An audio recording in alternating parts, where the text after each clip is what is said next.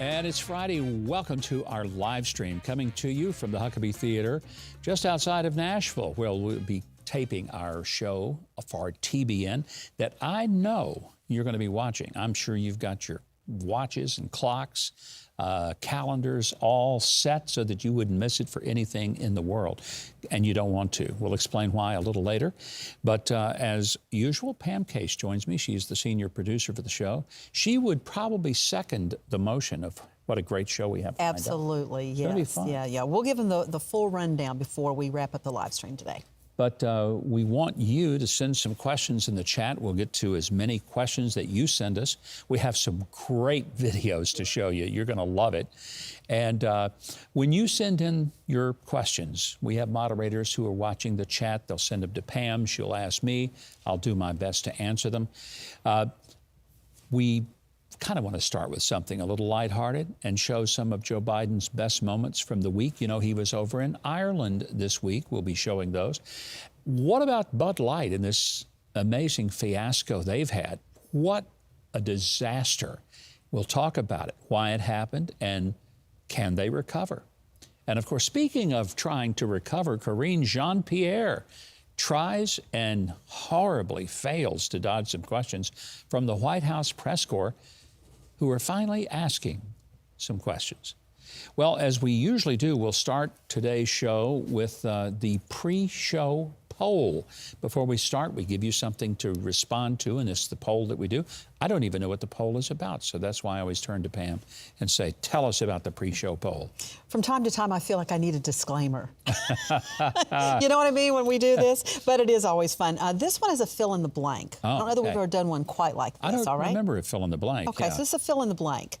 So finish this sentence from Biden. This is the poll. Let's go blank the world. Okay. Keep it clean, everyone. Yes, and we did, because the choices are all clean. Save the world, change the world, lick the world, or I have to tell you, I'm just going to show you. Okay. You see, it's 20 letters. Okay. I don't even know how to say that word. I don't even know what that is. Guys in the control room, what are you doing? I can't see it, so I don't even. But I would tell you, it got 38% of the poll. It got 38%, and I think we're going to show them why. Okay. That was the answer, 38%. 32% for lick. We're going to change the world, 17%, and we're going to save the world, 13%. We actually have a video. We can see, and nobody can argue with us. We know exactly what he said. Here it is. True international effort to pressure. I'm sorry? That was what they were talking about. It was one of his unintelligible, but that's not the answer. No, that's not the video. The video that really tells we're going to blank the world in Ireland. And again, keep it clean. Here we go. So thank you all. God bless you all. Let's go lick the world. Let's get it done. Let's go get it done. Let's lick the world.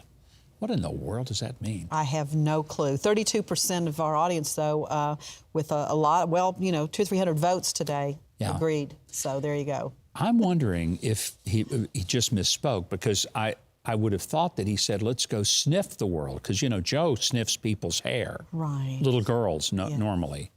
8, 9, 10-year-old little girls that come to the White House, and he leans down and sniffs their hair. So when I heard it, I first thought, oh, gross. He's talking about let's go sniff the world. But I guess he was licking the world, and that's just also disgusting as well. Yeah. Well, that's how we're starting today. Wow. Well, we only have going up from here, that is for sure. Our favorite comment from last week's live stream is from B. Jerry 2. I love this. And B. Jerry 2 said, quote, I think anyone in Congress needs to be held accountable for breaking the law, Republican or Democrat. As Pelosi says, no one is above the law. I agree. Okay. I mean, that's simply the way that we all want to see it played. Doesn't matter what your politics happen to be, right. Left, right, middle, break the law, consequences the same. What we do not have right now is that kind of justice application. We have it where that the harshness of however you're treated has a whole lot to do with whether your political point of view lines up with the powers who decide who gets prosecuted and who doesn't. Right. And it's really disturbing. And what it ultimately does is create cynicism among our citizenry. That is a dangerous thing for a country. Here is my question for you this week. Do you sometimes choose not to buy products or patronize businesses if they insult your beliefs or values, such as Budweiser, Disney, Target, etc.? Please leave your answers in the chat or in the comments section below. How do you respond when there's a business that basically says, you're an idiot, we don't like you, we don't want to serve you, we don't appreciate you or agree with you, and they do it in a very, let's say, abrupt way? How does that make you react? Does it change any of your buying habits? By the way, if you haven't already done it, this is a great moment to subscribe to the channel. It's real easy to do it. Touch that subscribe button. Bang, that's what does it. If you hit the notification bell, we'll let you know when we're going to be doing a live stream or when we have special features, which we do. And also be sure and like the page and share it with other people. And the reason for that, it's not that we're on such an ego trip that we need you to like us. It's not what it is. The more people that subscribe and hit the like channel and share it with others, it's called engagement in the social media parlance. And what it means is that the more of those moments of social engagement, the more people actually get notified. Now, you would think that if you asked to be notified, you would be. But, you know, the social media companies, they kind of like to pick and choose who gets to see what we do. So that's why it is important, and it truly is. We have a lot of material to get to. As I said earlier, Joe Biden has been in Ireland this week, and it's kind of a junket. It was weird that he took his son, Hunter, which that's odd. Hunter's, let's just say, a little bit compromised with all of his business dealings.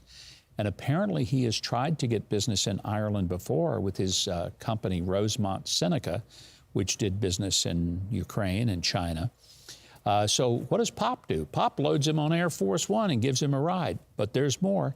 His sister also got to go on the trip. Who knew you could Little just... family vacay. Yeah, good reason to run for president, right? Get to take your family all over the world on the nicest jet there is. Well, anyway.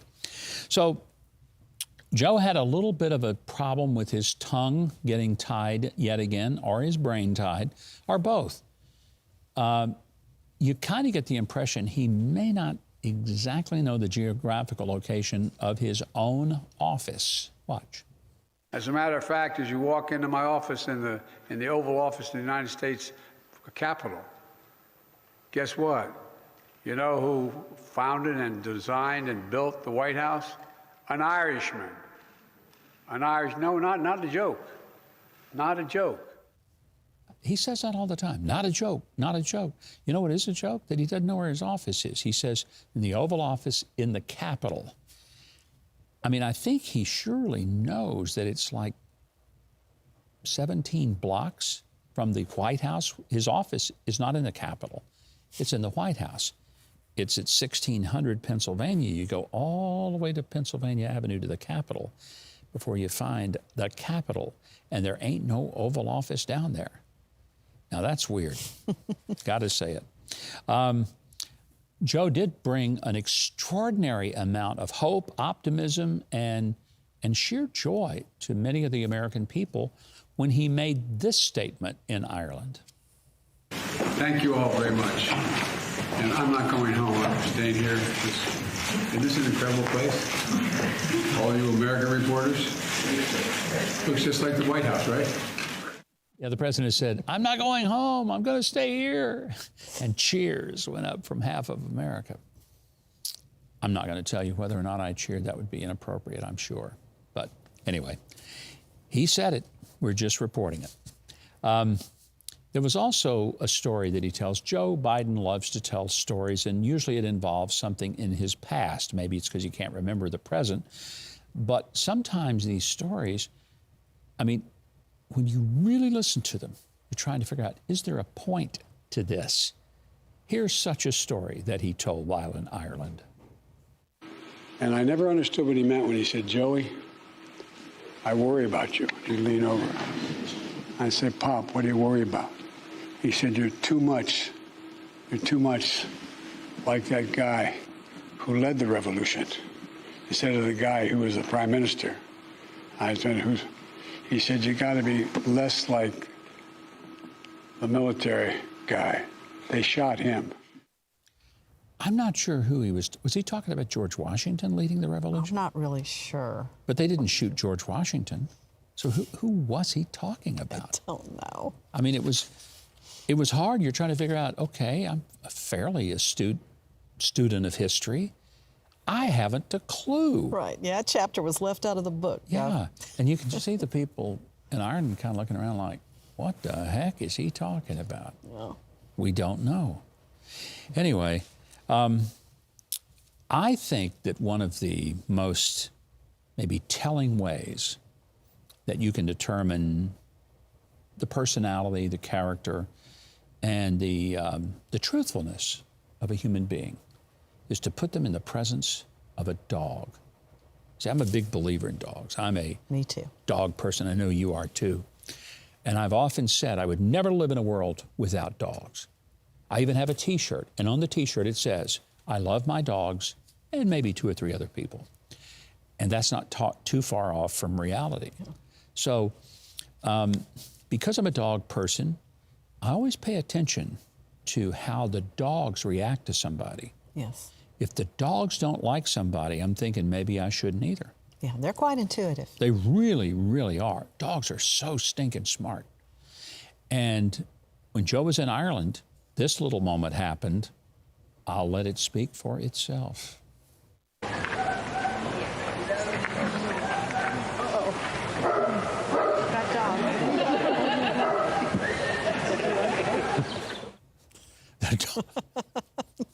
It's a sad state of affairs. The dog wanted nothing to do with Joe. It's almost like maybe the dog watches TV and he's seen Joe sniff the little girl's hair at the Capitol when he's there, and the dog says, I want no part of that. I want nothing.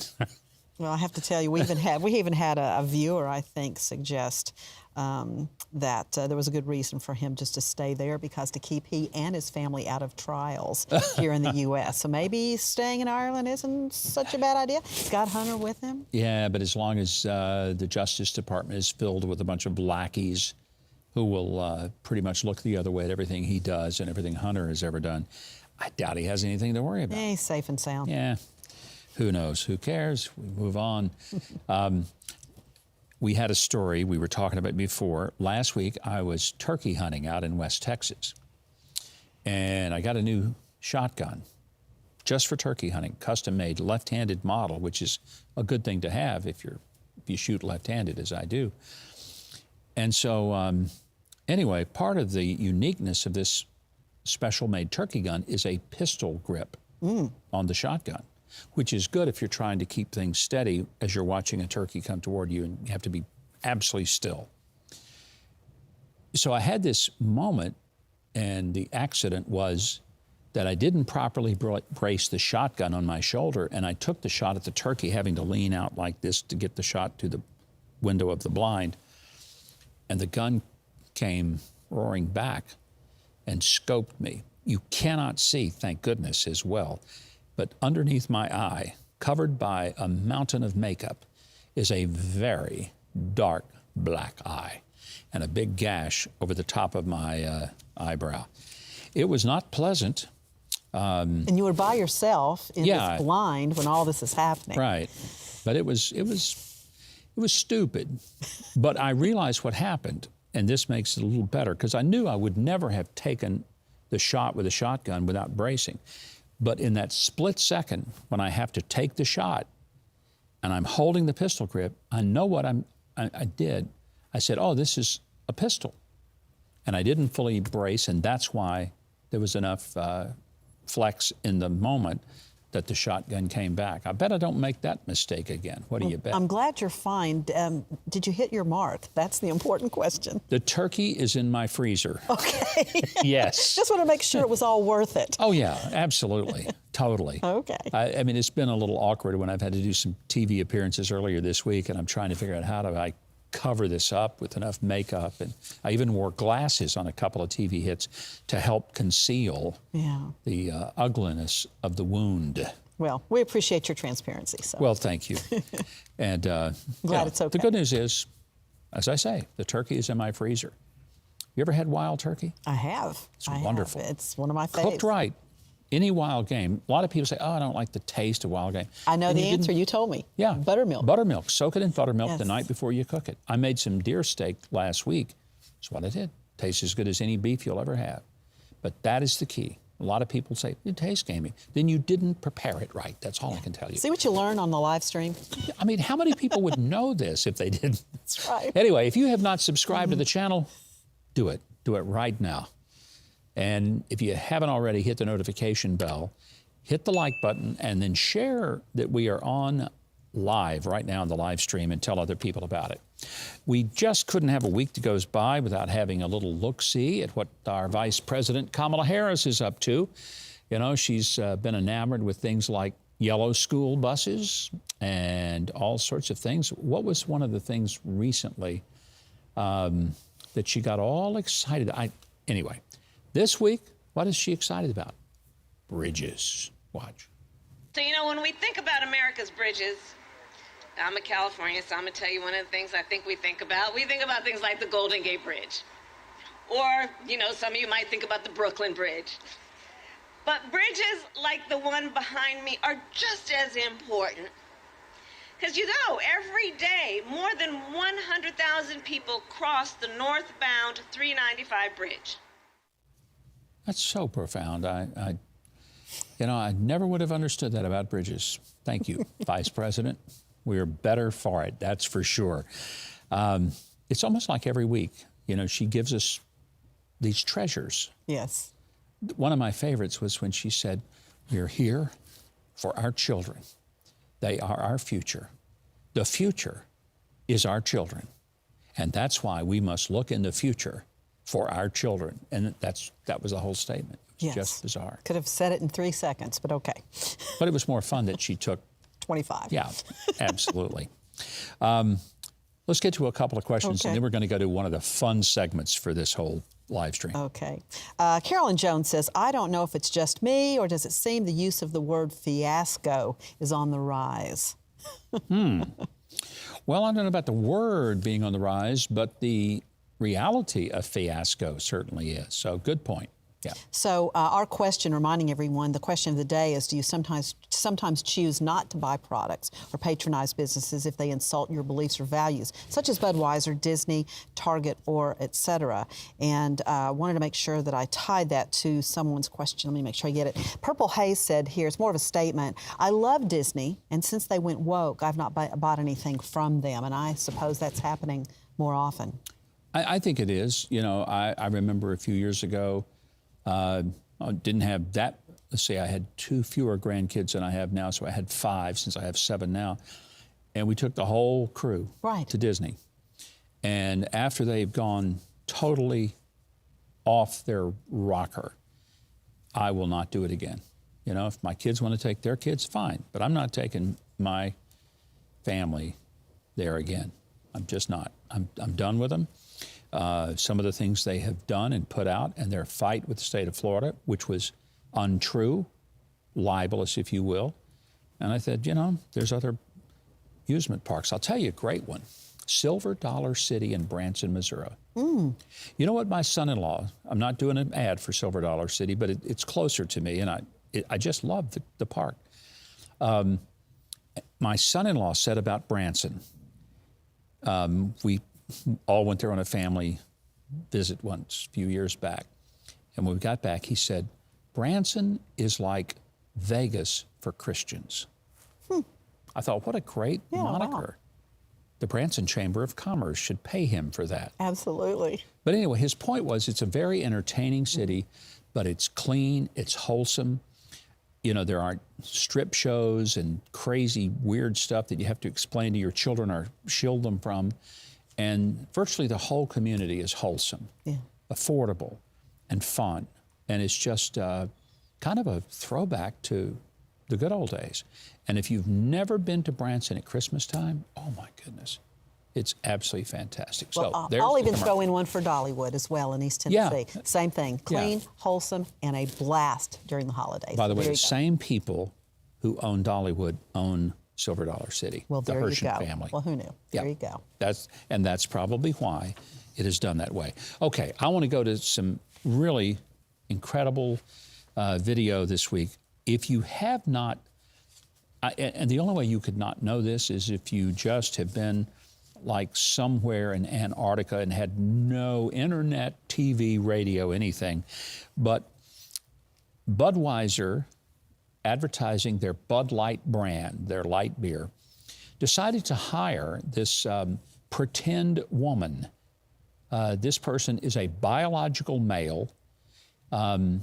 He pretends to be a woman, actually pretends to be kind of a ditzy teeny bopper. His name is Dylan Mulvaney. Mm-hmm. He actually got invited to go visit Joe Biden at the White House. Heck, I hadn't been invited to go see Joe Biden, not that I care. But he's become this TikTok internet star. So Budweiser hires him because they want to show that they're inclusive and that they're very diverse. And the marketing person, we'll get to that in a moment, but here's what created a firestorm for Anheuser-Busch. Hi. Impressive carrying skills, right? I got some Bud Lights for us. So, I kept hearing about this thing called March Madness, and I thought we were all just having a hectic month, but it turns out it has something to do with sports. And I'm not sure exactly which sport, but either way, it's a cause to celebrate.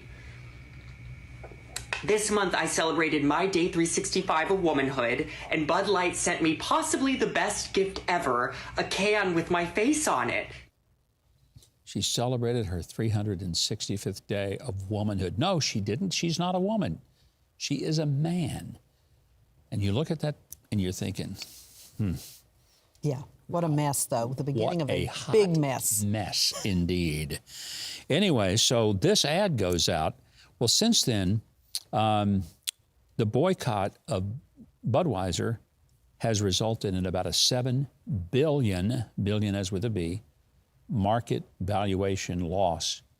And it has had serious repercussions from all kinds of people. And I think one of the things you'll find it funny is that there are a lot of reactions, one of which is these guys from Oklahoma that took a steamroller to like a warehouse full of Budweiser. Watch this. You can see them just running over case after case after case of Budweiser. Now, this did not affect me at all for the simple reason. I know a lot of our viewers will find this hard to believe. I've never tasted beer, never tasted it. Why? Because I smelled it when I was a teenager. Somebody tried to offer me some. Here, try this. And I smelled it. I said, oh my gosh, it smells awful. It smells like something that's gone bad. And my friend said, you have to develop a taste for it. I'm a very logical person. That didn't make any sense to me. Why would I ingest something that was as repulsive just to smell it? Why would I take that into my mouth? He said, yeah, but if you keep doing it, you'll get used to it and you'll develop a taste. I said, that makes no sense at all. Why don't I just wait for something that I already have a taste for? Wave a bucket of the Colonel's chicken under my nose. That I can relate to. The beer, no thanks. And I never touched a drop of it. That is the truth. So it wasn't a big moral reason or something like that. I just decided, no thanks. Well, looks like there's less that have a taste for it now for Bud Light, too. I was going to say, somebody had a meme. It was beautiful. It said that Budweiser did more for... Oh, in 2 days than in 88 years for us, for alcohol. AA. Or Yeah. AA, for AA, yeah. Did in 88 years. Got more people to stop drinking in 2 days than AA did in 88 years. Yeah, I saw wow, that too. that was brutal. The sad part is some people are innocently hurt by this. This delivery guy is a good example.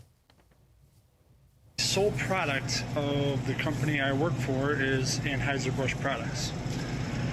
So with all this canceling going on, I've never seen such little sales in this past few days on these products. So, you know, this is a guy just out making a living. Right. And it's hurting his ability to put food on his table. The one other one I want to show the vice president for marketing at Bud Light. And this is the person, her name is Alyssa Heiner Scheid, I guess it's the way you pronounce it. And if you listen to her, you'll get an idea of how somebody up the ladder in Budweiser must be stroking out that they ever let this person make such a decision. Let's watch. What does evolve and elevate mean? It means inclusivity. It means shifting the tone. It means having a campaign that's truly inclusive and feels lighter and brighter and different and appeals to women and to men. Mm-hmm. And representation is at sort of the heart of evolution. You've got to see people who reflect you in the work. And we had this hangover. I mean, Bud Light had been kind of a brand of fratty, kind of out of touch humor. And it was really important that we had another approach. You were brilliant with that, Alyssa. Great job. You took Bud Light from the top of the heap of all brands, and you brought it where we can't even see it. It's down so far under the pile. But the arrogance of her saying, yeah, the brand, it was like fratty and bad jokes. And I'm thinking, you know, there are a lot of people in America who kind of like that world, and you just insulted the very people who used your product. So now what have you done? You lost them. You lost them all. Great work. This week, the executives at Anheuser Brush said they didn't know anything about this. This decision was made below them, and they were not aware that it was being done. Well, let me ask you this. If you really are running the company, is that person still employed by Budweiser? Because if so, then she's running the company. You aren't. And if you let somebody wreck your brand as big as she wrecked it, it's on you. All right, we can't have a week without Karine Jean Pierre. So this is a clip from a press conference, from a press briefing this week when she was asked, how come the president can't take questions from the press? And just follow to Ken's question to Kirby before about the press conference on this trip, 4-day trip to 2 countries. You know, why can't the president take questions from the press? Right now, we just don't have anything on the books for a press conference at this moment. Yeah, no plans for a press conference. They don't want to put President Biden out there in front of them because they don't know what he's going to say. And they're pretty sure that what he would say would get them in trouble. They'd spend the next 3 weeks trying to dig out from the hole. It is interesting. This week was something we don't see very often. The press fight back. She makes a ridiculous statement from the podium, and they don't take it lying down. Here it comes. So I'll say this. It is also unprecedented that a president takes as many shouted questions as this president has. And he has. I don't Okay. I'll tell you almost every day. Okay. Well, we'll certainly get the data and share that with all of you. I hear, John, I hear your question. I heard Zeke's question. I hear you. I hear you on the press conference, on a formal press conference. We get this probably every couple of months when you guys ask us about a formal press conference. I don't have anything to share with all of you at this time. No, never has anything to share with us at this time. Not sure why she bothers to go out there. She could just send him a note and say, I got nothing. I got nothing. That would be better. Don't you think there's a difference, though? She says she hears you. Yeah. We're not asking about whether you hear me. We just want an answer. Yeah, there's a difference between hearing and responding. No kidding. Okay. You know, last week was Easter. And so, of course, the Easter Bunny came to the White House podium. Actually, I think the Easter Bunny gave better answers than Karine Jean Pierre. You don't believe me? What? Watch for yourself. Okay, Silas, you can come out now. There we go. No, it's Megan. You question. Is that Sean? On the Trump indictments? That may be the most substantive press briefing has happened in that room in a long time. Well, the bunny came up without help. I was impressed. Right, yeah. Remember last year when the Easter Bunny had to rescue Joe Biden? Oh, out on the from a South reporter? Lawn? Yeah, I do. Ooh, that was fascinating. Okay, let's take a few questions. All right, Star Trek Maniac is asking, What is the GOP going to do about the Trump indictment? I, for one, am tired of them turning the other cheek and not holding those on the other side to the same standard. I totally agree. Couldn't agree more. I think that these days of saying, well, I know they did it, but we're just going to be polite and nice. I'd love to be polite and nice, but that's not the game we're in anymore. It's like saying, I'm going to play checkers while they're playing NFL football. Checkers is a very polite sport. Nobody gets hurt. Football is a rough sport, and a lot of people get hurt. We're not playing checkers anymore, folks. This is tough, rough, full contact. And if, quite frankly, if people say, I don't want to play that game, then don't. But if we hope to save this country, we better play the game that is being played, not the game that we wished was being played. And that one is not. Okay. Okay, here's a question from Marion K. What do you think of the leaks and then leaker, Gov? Now, I assume you know what this person's referring to, Right. but at the Pentagon with the Air Force Guardsmen. Right. Yeah. 21-year-old. And the first obvious question, why does a 21-year-old guardsman have access to the level of top secret material? I mean, that is a problem for the military, not just this kid. I mean, the kid's got an issue. And then you wonder, who trained this kid? Who recruited him and trained him? That he did not understand the gravity of letting out this information about details of war with Ukraine, with Russia, to people on the internet from all over the world. And he had no idea who they were. He might have been chatting with spies from any number of countries. So that's a big question that we really need an answer to.